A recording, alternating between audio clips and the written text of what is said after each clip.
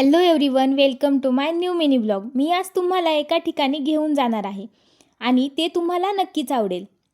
चला तर मग प्रवास सुरू झालेला आहे. रस्त्याने जाताना मस्त शेती पाहत पाहत प्रवास सुरू होता. तर आता आपण येऊन पोहोचलो श्रीनाथ म्हस्कोबा मंदिर कोडीत येथे. हे मंदिर हडपसरपासून 30 किलोमीटर अंतरावर आहे. हे मंदिर दक्षिणात्य तिरुपती बालाजी या मंदिरासारखे आहे.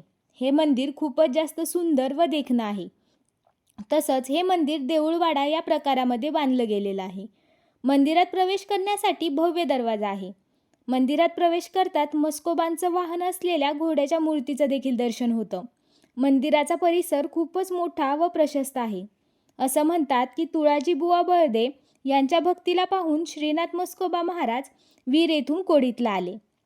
या मंदिरावर अतिशय सुंदर नक्षीकाम व मूर्त्या कोरून बसवण्यात आलेल्या आहेत.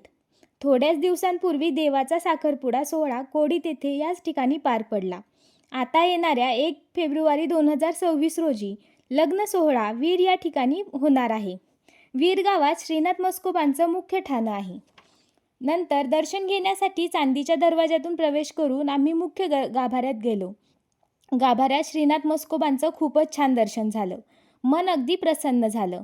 येत्या माघ पौर्णिमेपासून ते दशमीपर्यंत 10 दिवस श्रीनाथ म्हस्कोबा यांची यात्रा चालते.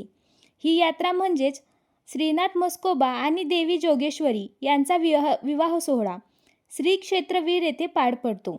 सवाई सर्जाचं चांग भलं म्हणत हा सोहळा आनंदात अगदी छान पद्धतीने पार पडतो. असं हे सुंदर मंदिर पुरंदरच्या परिसरात आहे.